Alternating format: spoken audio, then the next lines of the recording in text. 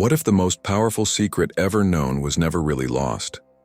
What if it wasn't buried in the desert or locked inside a temple, or encrypted in some ancient book forgotten by time? What if it was simply too close?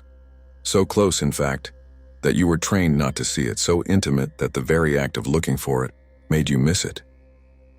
For over 3,000 years, mystics, sages, and prophets across continents whispered of a truth so sacred, so transformative, so liberating, that it had to be hidden.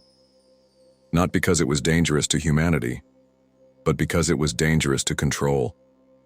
The secret wasn't a doctrine, it wasn't a law, it wasn't a set of rules to obey or a belief system to adopt.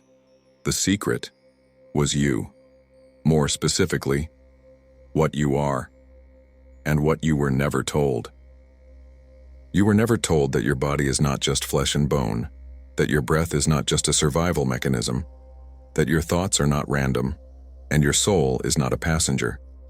You were never told that you are not a seeker of the divine. You are the divine, momentarily forgetting itself. This is the secret that has been echoed in every sacred tradition, whispered in different languages, clothed in different symbols, but always pointing in the same direction. The divine is not outside of you. It is not in a distant heaven. It is not locked in a temple. It is not confined to prophets or saints or books. It lives inside you. And more than that, it lives as you. But how do you hide something so powerful? How do you bury something that burns from within? You surround it with noise. You distort it. You distract the mind. You overwhelm the senses.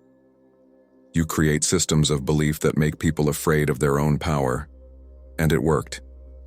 Generation after generation, the memory faded. The body was shamed. The soul was outsourced. The silence was drowned in noise. Until now. Because you're here, and something in you is stirring. Not because of these words, but because they're echoing something you already know. You've always known it. You just couldn't name it. That longing in your chest, that ache when you stare at the stars, that strange familiarity in places you've never been, the pulse of something ancient in your quietest moments. That is the secret waking up. Not as information, not as something to study or memorize, but as memory, as recognition, as truth rising back into your awareness. The secret is that your soul is not a creation. It is an extension of the source, not a child of God, but a current of God. Not a servant of the divine, but the divine experiencing itself through your eyes. And your body, this sacred architecture you inhabit, is not a prison to transcend, but a temple to remember, a geometric masterpiece, a vibrating cathedral, a map of stars compressed into blood and bone. The ancients knew this, long before modern science, long before organized religion. They saw the body as holy because it mirrored the cosmos. The golden ratio flows through your face. The spiral of galaxies echoes in your DNA. The energy centers align with celestial harmonies. You are not separate from the universe. You are the shape it took when it decided to know itself. This is why mystics danced. Why sages disappeared into caves for decades. Why prophets spoke in riddles and shamans sang to the wind. Because once you touch this knowing, not just in your mind but in your being, the world is never the same. You see geometry in trees. You feel presence in your own heartbeat. You hear the ancient voice not in thunder but in stillness. And you stop looking for God in the sky because you start to feel the divine in your skin.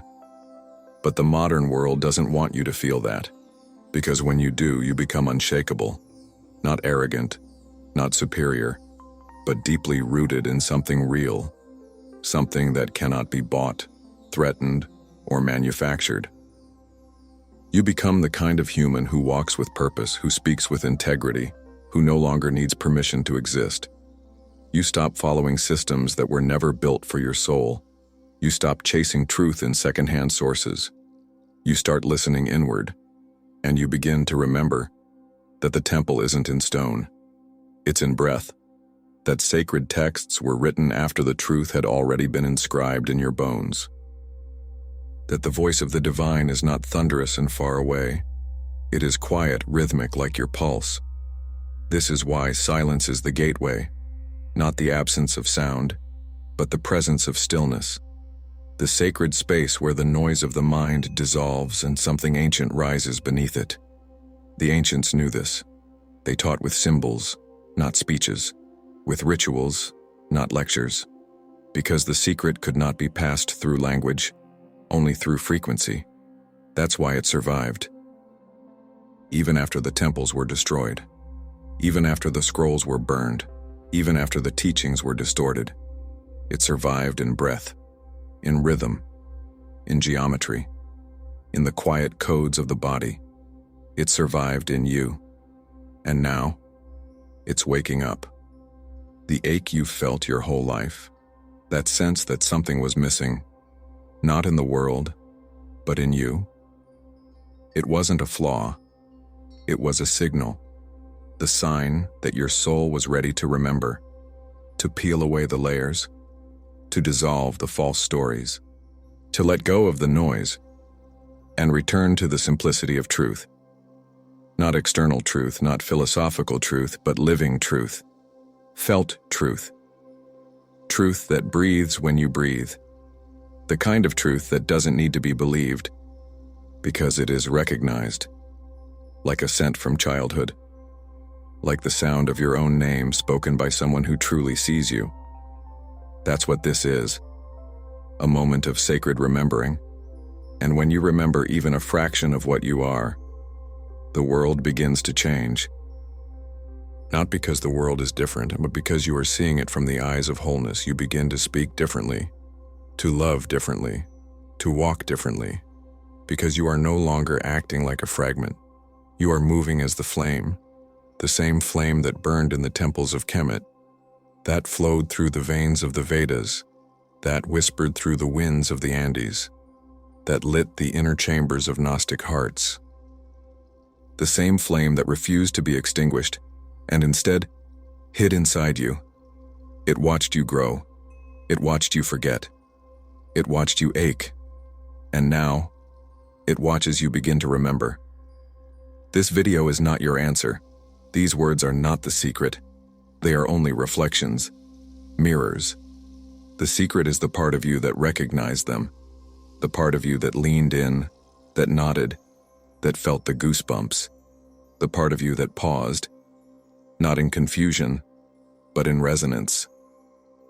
Because when truth returns, it doesn't knock, it rings like a bell in the bones. So here it is, the most powerful secret, hidden not in temples, but in time.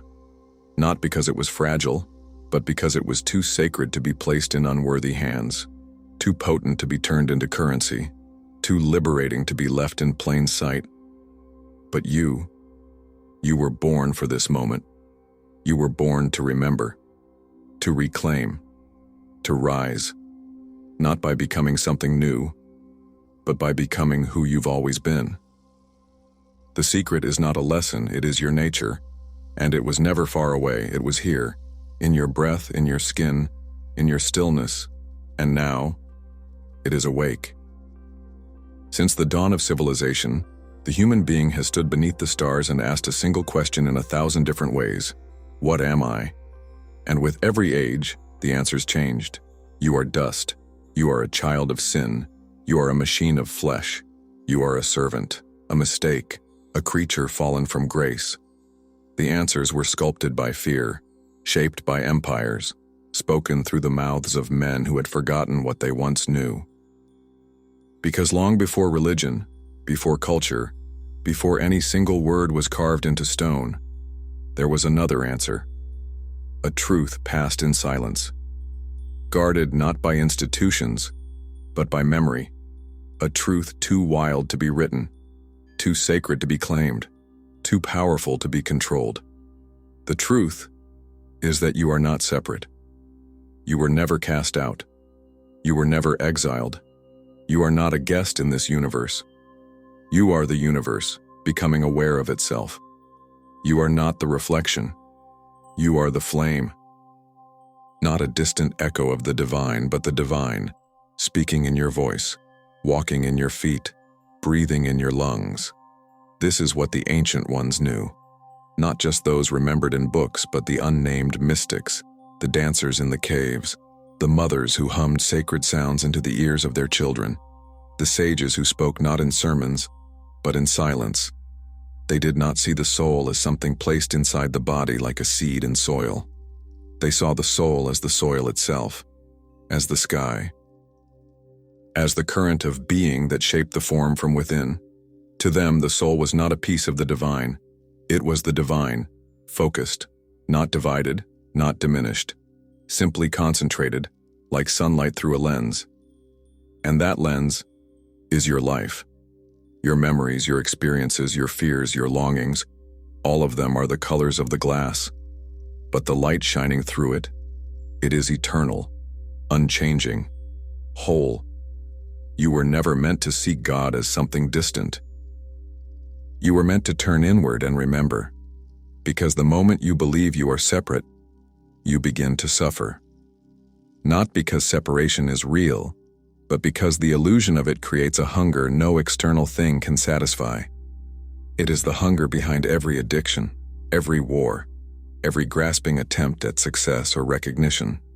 It is the hunger of the soul, misunderstood, not wanting more things, but wanting to remember its source. And the tragedy of this age is that we have mistaken this hunger for failure. We pathologize the longing, we medicate the ache, we shame the one who seeks too deeply. But the ache in your chest is not a problem. It is a compass. It points not to something missing, but to something forgotten. And what was forgotten is what you are. You are the breath of the cosmos, wrapped in skin, a thread of the infinite, dancing as the finite. Not to be punished for it, but to explore what the divine feels like in form.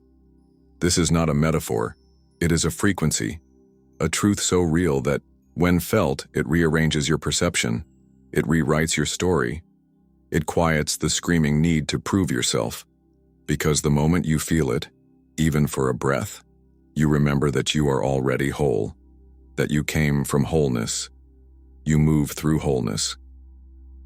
And you return to wholeness, and not by ascending to another place, but by descending into the very depth of what you already are. You do not need to transcend the human to become divine. You need to bring the divine into the human, to let your body become the altar, to let your voice carry the vibration of truth, to let your presence be the transmission. And yet, most will never know this, not because it is hidden, but because it is too close, because it cannot be packaged, it cannot be sold. It cannot be possessed. It can only be remembered, felt, lived. You are not a spark fallen from grace. You are grace, exploring itself through limitation. And the moment you begin to remember this, something subtle begins to shift, not just in your thoughts, but in your entire field of being. The way you walk changes. The way you speak, even in silence, begins to carry weight. Not the weight of burden, but of presence. The soul that knows it is divine does not seek to dominate or impress. It no longer begs for attention, praise, or approval. It no longer depends on roles, identities, or names to feel real. It radiates, quietly, steadily, with no agenda, but to be what it is. This is why the awakened ones throughout history have always been so difficult to define. You cannot categorize fire. You cannot reduce light to doctrine. You cannot name the wind that moves through all things. When you remember your nature, you do not become superhuman. You become deeply, fully, wholly human, but in a way that reveals what the human was always meant to be. You begin to see that the divine has never asked for worship. It has asked for embodiment, not for sacrifice, but for presence, not for guilt, but for attention, because the sacred lives in the way you breathe, the way you notice, the way you listen with your whole body, the way you hold space for another soul to be what it is. This remembering does not make you better than anyone. It makes you available, to love without agenda, to speak without fear, to act without distortion. You no longer try to become the light, you become transparent to it. And through that transparency, the world begins to reflect itself differently. What once felt random begins to feel intentional. What once felt like chaos begins to show a kind of pattern, not in the events themselves, but in the way you relate to them. Because once the soul remembers what it is, it stops reacting to life like a victim. It begins to participate like a co-creator. You start to hear your intuition not as a whisper, but as a rhythm, a drumbeat from beyond the mind, guiding you without explanation. And you follow not because you understand, but because something deeper than understanding has taken root. You begin to trust the unknown, to rest in it, to become intimate with the mystery rather than terrified by it. Because the mystery is not other than you, it is you, unmasked, unbound, unrehearsed. The ancient mystics understood this.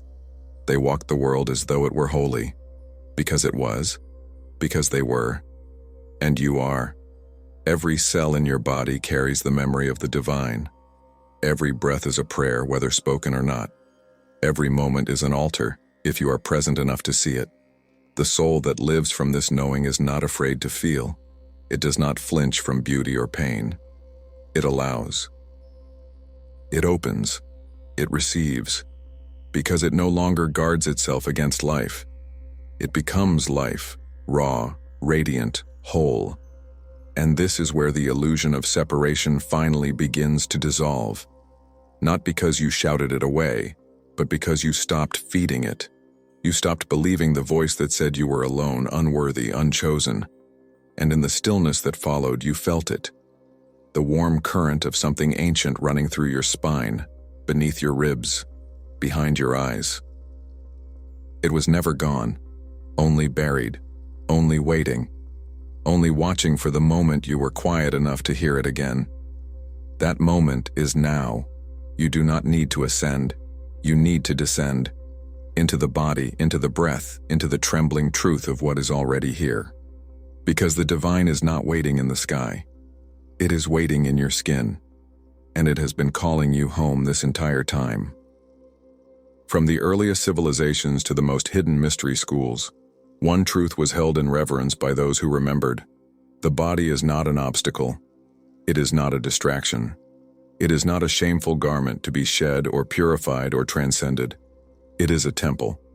Not a metaphorical one, a real one. A structure of sacred design. A living cathedral sculpted by intelligence far beyond the reach of words. A geometrical masterpiece where matter and spirit touch.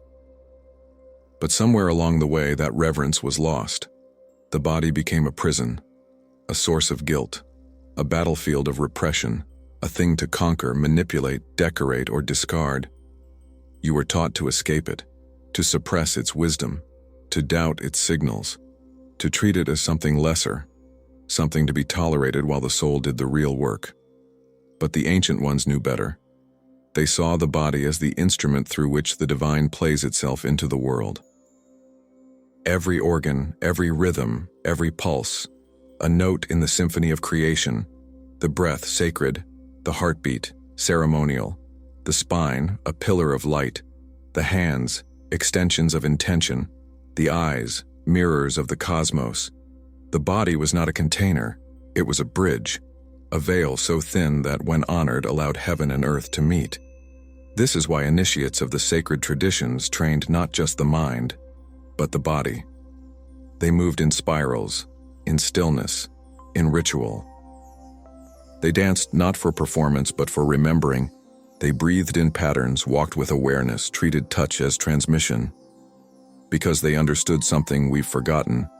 The body is not something you have, it is something you are, and it is the precise vessel through which the soul remembers itself. Your skin is the boundary where the inner world meets the outer. Your senses are the gateways through which life speaks. Your bones carry the memory of your ancestors, of stars, of stories too old for language. You are not a soul inside a body, you are soul shaped as body. And every curve, every scar, every sensation is sacred. This is why shame is such a powerful tool of control. Because once you make someone ashamed of their own body, you sever their connection to the temple. You exile them from the sacred. You turn their own flesh into enemy territory. And a soul at war with its own form is easier to govern. Easier to sell, easier to silence. But you were never meant to be divided from yourself. You were meant to walk as one, soul and body, breath and blood, light and form. The body is not imperfect. It is intricate. It is not profane. It is precise. It is not weak. It is wild. It is not a cage. It is a code, living, responsive, electric. Look closely, and you will see it. In the Fibonacci spiral of your fingerprints, in the golden ratio mapped in your face, in the way your breath mirrors the tides, the moon, the seasons. You are not built randomly. You are not biology assembled by accident. You are pattern. You are rhythm. You are resonance made visible. And every cell in your body sings a song older than civilization, a song of belonging, of coherence, of communion. The mystics who remembered this walked the earth with a different presence. Their steps were grounded, their spines straight, their eyes soft but piercing. They moved not as bodies with souls, but as souls who remembered their bodies as expressions of the sacred. This is why true embodiment is terrifying to systems of power, because a human being fully at home in their body is fully at home in this world, and impossible to manipulate. They feel when something is off. They sense truth before it is spoken. They respond not from fear, but from knowing. Their intuition is not mystical fluff. It is biological intelligence, activated. This is why spiritual awakening cannot be sustained without the body, because to awaken only in thought is to float, but to awaken in the body is to root, to ground, to bring heaven into matter, to become the bridge, the meeting place, the altar. And you were always meant to be the altar. To remember that your body is sacred is not to worship flesh. It is to recognize that the divine never left it. This temple was not built by hands. It was not constructed by chance. It was not assembled piece by piece through blind evolution. It was woven, thread by thread, by a consciousness so vast that it embedded the laws of harmony into your very being. And because of that, your body knows things your mind has forgotten. It knows when a space is safe. It knows when a person is lying. It knows when a truth is being spoken, not because of logic, but because of vibration. The body responds to frequency. It doesn't wait for proof. That's why the more deeply you enter into your body, the more clearly you hear the voice of the divine, not as a booming sound from the sky, but as a sensation behind your ribs, a quiet knowing in your gut, a warmth in your hands when truth passes through them, a tingling in your skin when something sacred is near. The body is not a tool, it is an oracle. It does not require fixing, it requires listening. But that kind of listening is not what we were taught. We were taught to ignore the body's language, to mistrust its signals, to push through pain, to override the tremble, to silence the intuition and follow the system. We were taught to treat discomfort as failure, to treat stillness as laziness, to treat sensitivity as weakness. But sensitivity is not weakness, it is perception.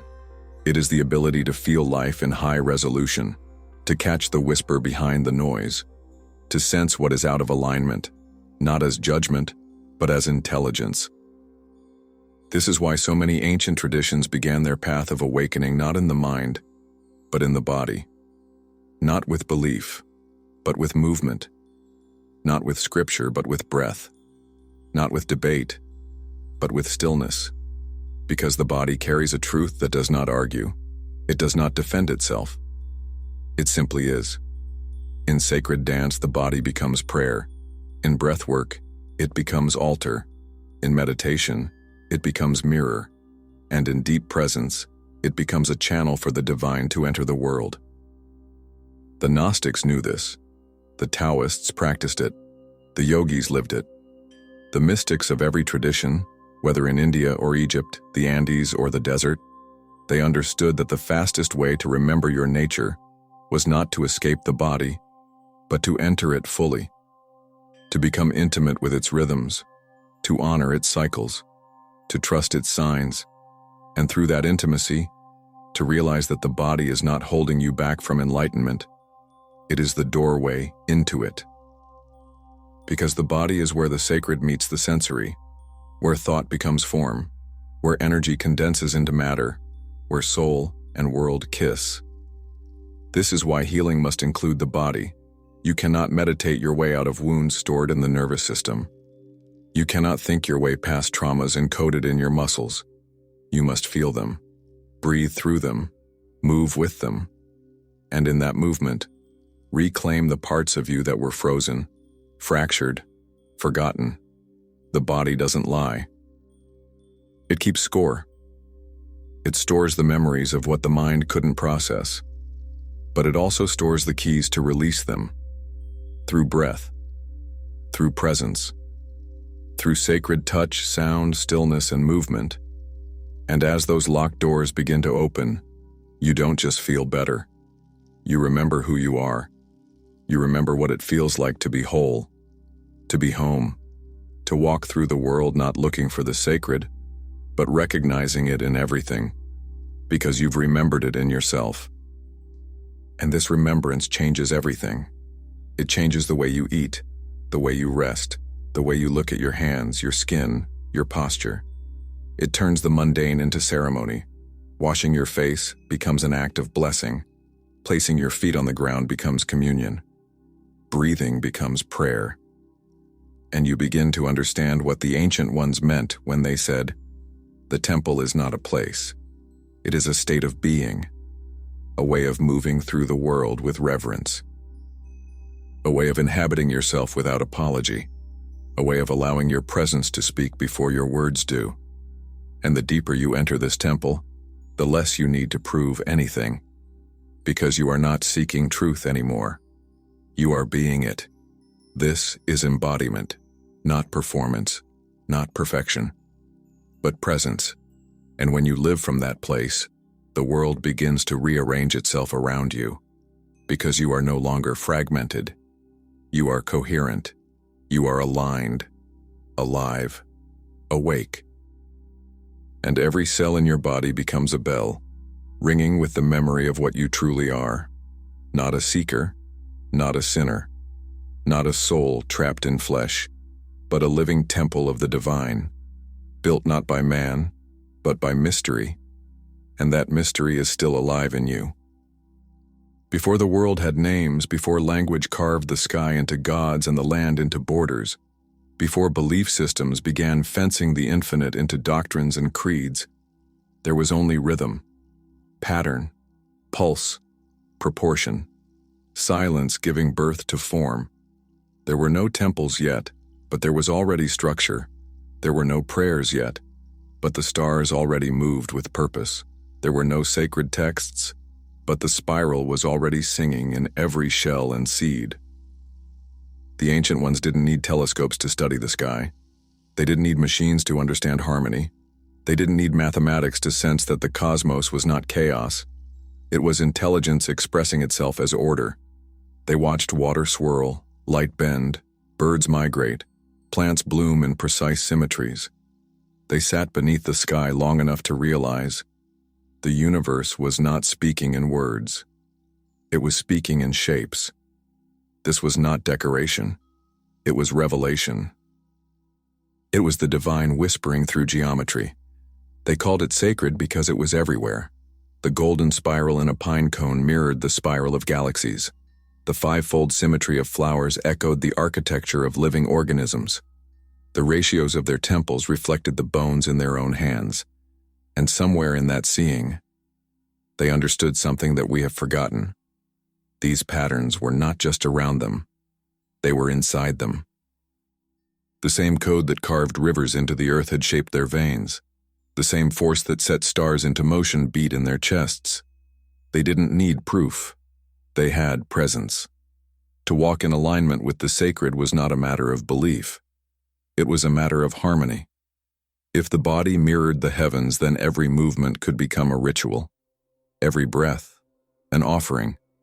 Every act of alignment, mental, physical, emotional, was a tuning of the instrument back to the music of the spheres. And that was the true temple. Not a structure of stone, but a resonance, a frequency, a state of being in which the soul remembered it was part of the pattern.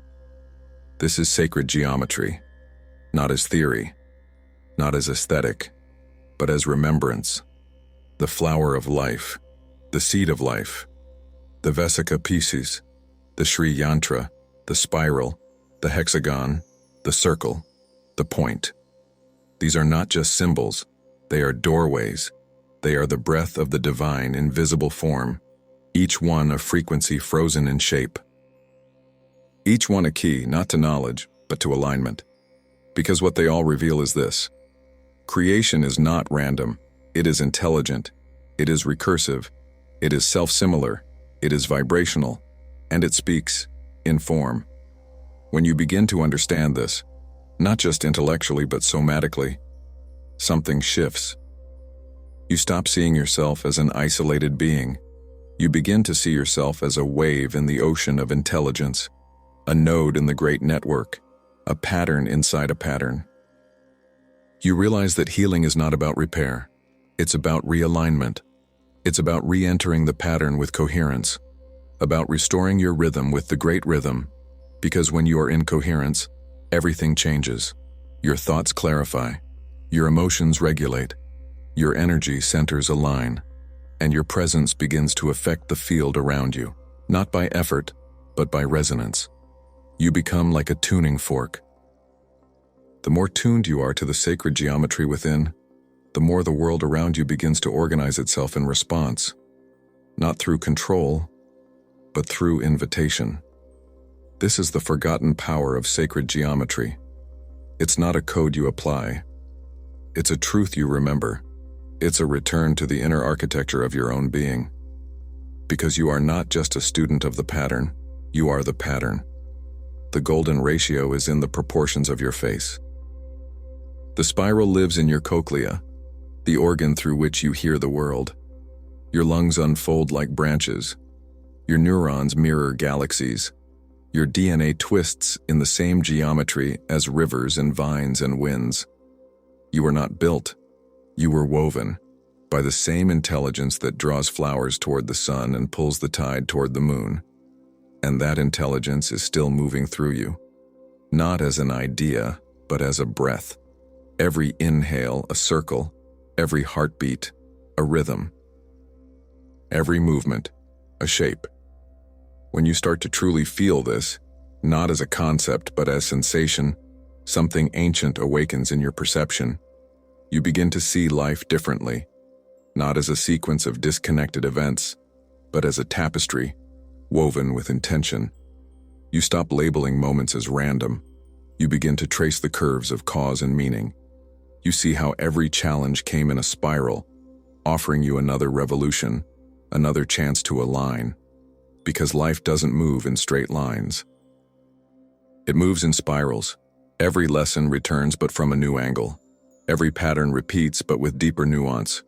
Every wound reopens, not to punish you, but to be healed more completely.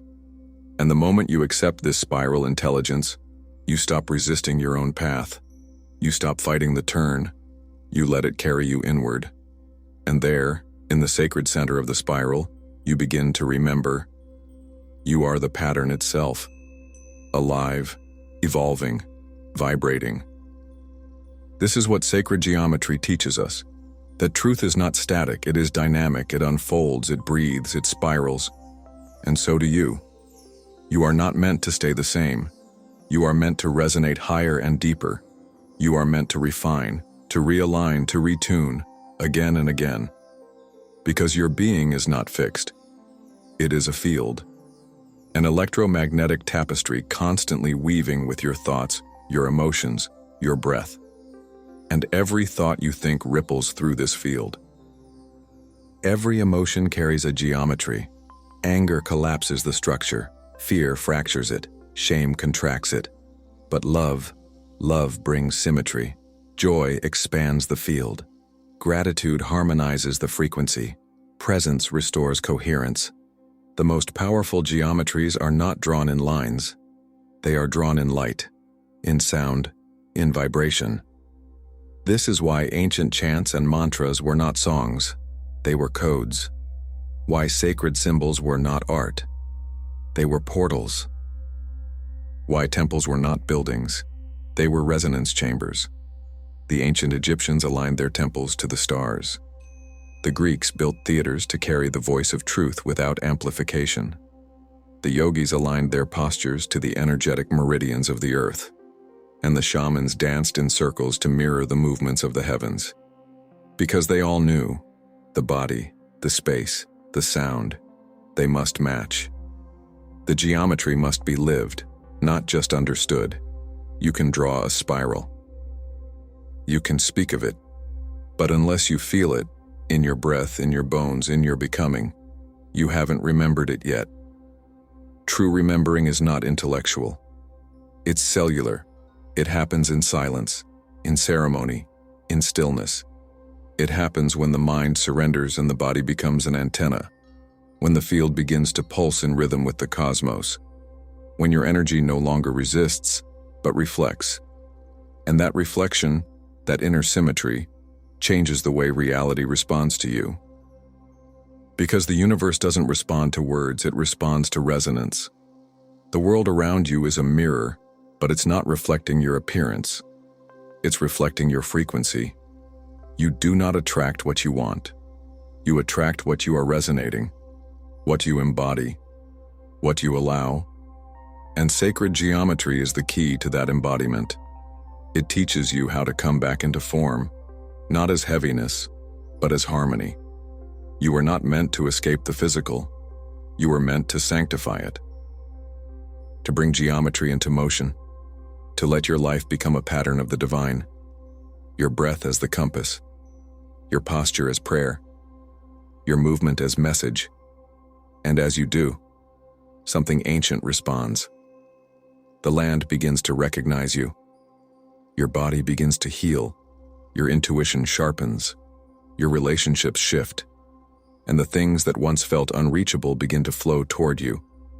Not because you chased them, but because you finally matched their pattern. Everything is geometry. Sound is geometry in time. Light is geometry in motion. Love is geometry in relationship. You are geometry in memory, remembering yourself back into wholeness.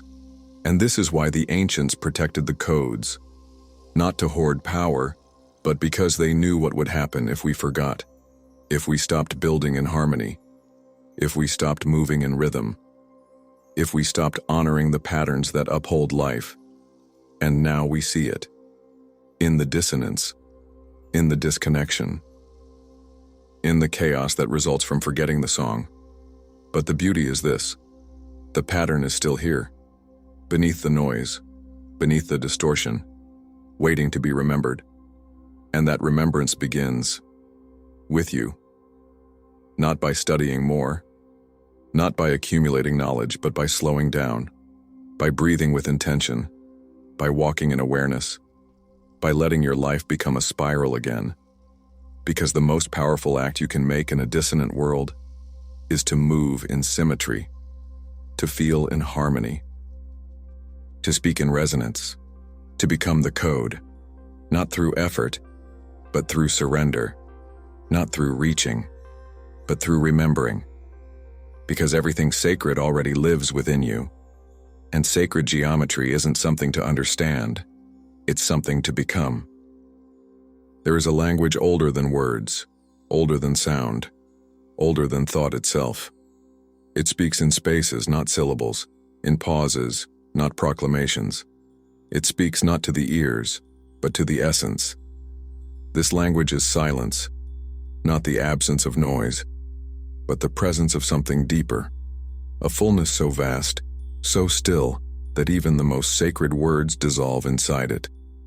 We live in a world addicted to noise, not just sound, but stimulation, input, interpretation.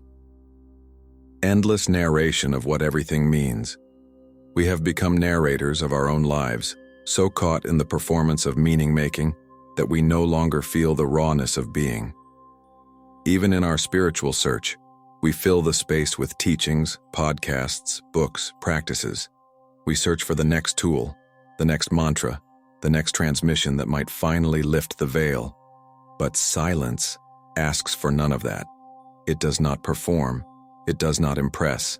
It does not explain. It simply waits. And if you let it, if you dare to step into it without needing to fix or frame what you find, it becomes the doorway. The veil doesn't lift by force. It melts. In silence. Because in silence, the mental machinery slows. The persona softens. The masks grow heavy and begin to fall. And what remains is not blankness. It is presence. It is the original memory, the pulse of God, still humming beneath the static. This is why the mystics withdrew, why they fasted not only from food, but from noise. Why they wandered deserts and climbed mountains, not to escape the world, but to escape the distraction from the world's soul. They weren't running from life, they were returning to its center, because there, in that still point, something opens. Not through effort, but through surrender. You begin to feel things the mind cannot grasp. The space between your thoughts, the echo in your breath, the intelligence behind sensation. The presence inside your chest that doesn't speak in language, but feels eternal. That presence is the divine remembering itself through you. And it cannot be reached through explanation, only through encounter. Silence is not passive. It is fertile. It is alive. It is where form dissolves and essence awakens. And the deeper you enter it, the more you begin to sense that silence is not empty. It's full, overflowing with what you forgot to feel. This is why silence can be so uncomfortable. Because at first it shows you your unrest, your agitation, your addiction to forward motion, your dependency on stimulation to feel alive. But if you stay just long enough to let those layers rise and fall, a different kind of aliveness emerges. It's not excitement. It's not ecstasy. It's not emotional intensity. It's spaciousness, a clear, open presence, a listening that isn't aimed at anything, but receives everything. And in that receiving, something ancient returns, not a thought. Not a voice, but a knowing. The kind of knowing that doesn't require proof. The kind of knowing that arises not from learning something new, but from remembering something real. You begin to remember. You are not your thoughts. You are the awareness beneath them. You are not your roles. You are the presence behind them. You are not even the you've been trying to become. You are what's left when all the trying stops. And silence is where that self begins to speak, without language, without sound, without even intention. It speaks in being. It speaks in the breath you didn't know you were holding, in the tears that rise without story, in the warmth behind your heart when no one is watching, in the awe that arrives when the wind moves just right. It speaks in the way your body softens when it no longer has to perform, in the way your soul expands when there's finally enough space. Because silence is space, and space is sacred. It is not the void. It is the womb. The place where the unmanifest becomes form, where God becomes breath, where essence becomes experience. And this is why so many traditions taught that silence was not the opposite of sound, but its source. Om, Aum, Amen, Amin. These sacred syllables all begin in silence. They are the ripples from the center, the sound of God exhaling. But before the exhale, there is a pause. And in that pause, you are reborn. Aqui está, Ariane, a segunda metade da parte 4, Silence, The Hidden Key to Divine Memory, com 10.238 caracteres reais, completando o tópico com profundidade vibracional densidade simbólica e linguagem poética e espiritual, no estilo do canal Mystic Atlas. O texto está pronto para narração contínua, suave, profunda e inspiradora. Silence is not what happens when sound stops. It is what begins when the ego steps aside. It is not the absence of thought, but the awareness that thoughts are just weather, and you are the sky. And when that awareness returns, when you begin to sense that beneath all the noise, all the effort, all the questions, there is something stable, eternal, and still, you begin to listen differently. You don't listen for answers. You listen for alignment. You don't listen to decode reality. You listen to dissolve into it. Because in silence you remember that truth doesn't need to shout. The eternal doesn't need to argue. The sacred doesn't need to convince, it just is. And it has always been. Silence is how it reveals itself, softly, steadily, like water eroding stone. It doesn't crash through, it seeps in. Until one day, you wake up and feel more space in your being, more breath in your chest, more trust in the unknown. Not because anything outside changed, but because you made room. You stopped trying to carry the world. You stopped narrating every moment. You stopped proving. And in that stopping, you started to hear. The trees have always been speaking, so has the wind, and your own heartbeat, and the places in your body you haven't felt in years. Silence returns you to your body, not as an object to manage, but as a temple of vibration. Because once you become still enough, you don't just hear silence, you feel it. It has a texture, a density, a warmth. It moves through your nervous system like light through a cave. It touches places that trauma hardened. It breathes into spaces where grief went to hide. And without needing to name what it finds, silence begins to heal. This is why silence is not passive. It is active. It reorganizes. It clears. It recalibrates. Like a tuning fork placed near a chaotic instrument, it doesn't argue with the dissonance. It simply resonates, until everything else begins to remember its original tone. You are that instrument, and silence is your natural state. You don't have to become it. You have to return to it. You have to allow it back in. But that allowing is not easy in a world built on distraction. We've been trained to fill every moment, to earn every breath, to justify every pause. We call silence awkward, empty, unproductive. But what if silence is the most creative state of all? What if silence is the canvas, and without it, nothing true can be painted?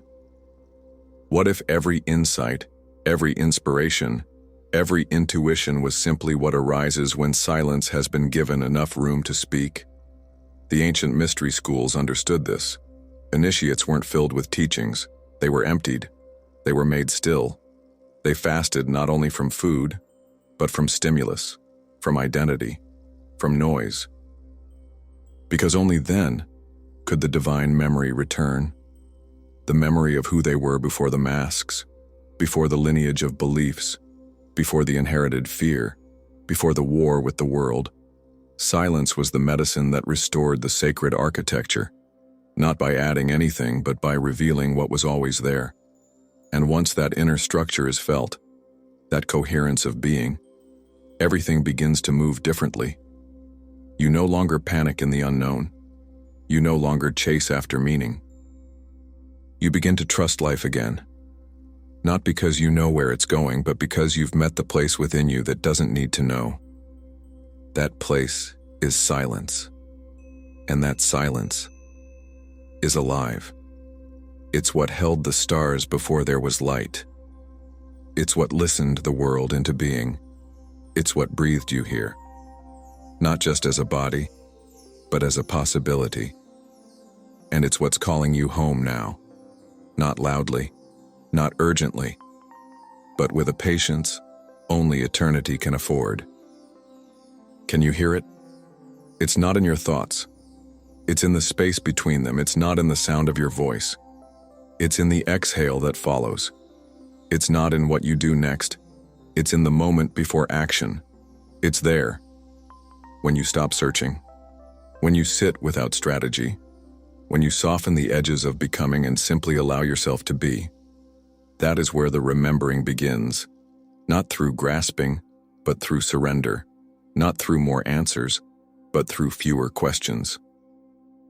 Not through rising above, but through sinking into, because silence doesn't raise you into the heavens. It roots you into the sacred now, and from that rootedness, you begin to radiate something different, a presence, a stillness, a trust so deep that it changes the field around you. You no longer walk into a room trying to be heard. You walk in silence, and everything listens. Because you have become the silence, not an emptiness, not a void, but the stillness from which everything true is born. And from that place you no longer chase awakening. You live it, softly, deeply, silently. So here you are, at the end of a journey that was never about going anywhere, but about coming home. A spiral that didn't lead upward or outward, but inward, to the still, ancient place you never truly left. This was never a lesson to learn. It was a memory to awaken. And now something in you knows, with a knowing beyond thought, beyond proof, beyond needing anyone else to agree. You are not lost. You are layered. And every layer you've shed, every identity you've outgrown, every belief that cracked open and fell away was not a failure, but a return to the self that was never born, never broken, never separate. The self that doesn't need to be understood, because it simply is. It moves without explanation. It loves without agenda. It listens without fear. It doesn't belong to any system, any tradition, any map. It belongs to what is real. It belongs to what is timeless. It belongs to what is sacred, and what is sacred has always lived inside you. Not as an idea, but as an essence. It was in your breath before you had a name. It was in your tears before you knew why you cried. It was in your longing before you even knew what you were searching for. It was in the silence behind every question, in the pause between every chapter, in the space between your thoughts that you were taught to ignore. It waited, not because you weren't worthy, but because it cannot be forced. It waited for your readiness, for your willingness, for your stillness. And now, here you are, not finished, not perfect, not enlightened, but here, breathing, open, listening, and that beloved soul is enough. That is where remembering begins, not in arriving at some final truth, but in softening into the one you've always carried, not in grasping for some divine upgrade, but in inhabiting what has always been whole. You were never meant to chase the sacred. You were meant to become transparent to it, to let it move through your hands when you touch, through your eyes when you see, through your voice when you speak, through your presence when you simply are. The divine doesn't need more sermons. It needs more vessels. Vessels who remember, vessels who listen, vessels who walk through this world not as preachers or prophets, but as living reminders that the infinite still walks among the finite. And that's who you are. A reminder, a pattern, a pulse, a doorway, a spark of the original flame, dressed in skin, breathing rhythm, remembering itself as it moves through time. This is the most powerful secret they tried to erase. That God was never elsewhere, that the soul was never separate, that the temple was never lost, that the code was never broken, that the silence was never empty, that the mystery was never far. It was always you. You are the tablet. You are the altar. You are the frequency. You are the portal. You are the proof. Not because someone told you, but because something in you knows, and has always known. And the moment you trust that knowing more than the noise, more than the story, more than the fear, the world begins to change, not because it becomes safer, but because you become more sovereign. Not because the path becomes clearer, but because you walk with presence. Not because you finally have all the answers, but because you've become the question that doesn't need answering anymore. You've become the space, the silence, the spiral, the soul, and now the work is not to prove anything.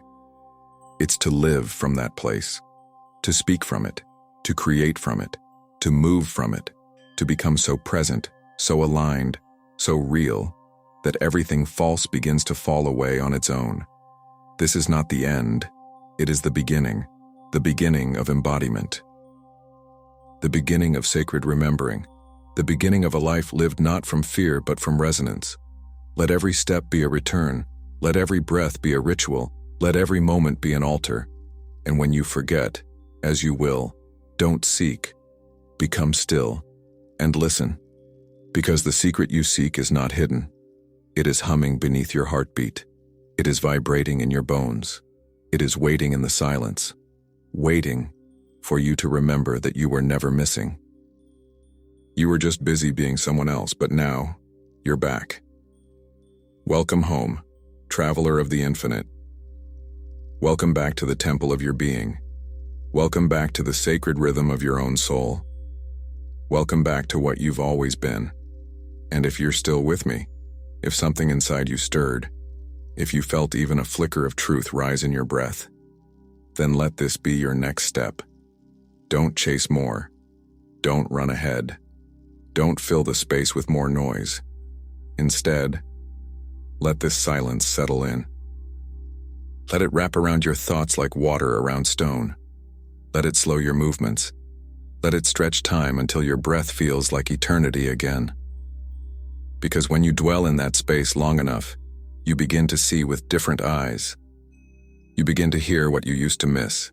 You begin to walk not toward something, but from something. From the core, from the memory, from the place that is no longer trying to become whole, but finally remembers it always was.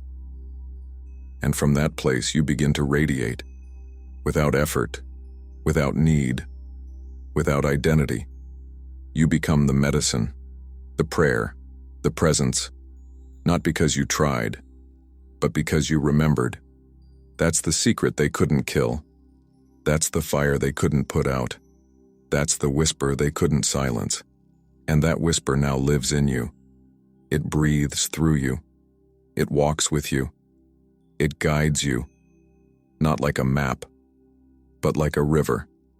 And all you have to do now is trust the flow. Let go of needing to be ready. Let go of needing to do it right.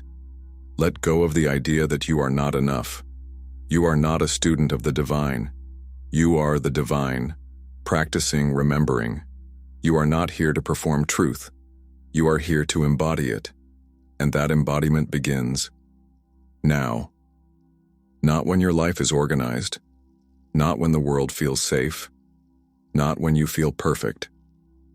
Now. In this breath. In this stillness. In this moment that is quietly inviting you to live as what you already are. So pause with me. Let everything else go. And listen. Not with your ears, but with your being. The real journey has never been about arrival. It's about resonance, about returning to the frequency that feels like home. And if you found it here, even for a flicker, then stay close to it. Feed it with silence. Anchor it with presence. Nurture it with honesty. Protect it with slowness. And when the world pulls you away, as it will, return. Return to the breath. Return to the spiral. Return to the geometry. Return to the temple. Return to the memory. Return to yourself. Because that's all that was ever asked of you. To stop being who you were told to be, and start becoming what you've always been. And if this transmission spoke to you, if your soul recognizes its own reflection here, then don't let this be the end. Let it be the spark. Come with me to the next doorway. There are more codes to remember, more veils to lift, more maps within you that are ready to unfold. Because the mystery isn't finished. It's only just beginning. And the voice that lives in the silence is ready to guide you further. So breathe, be still, and when you're ready, press play on the next remembering. I'll meet you there.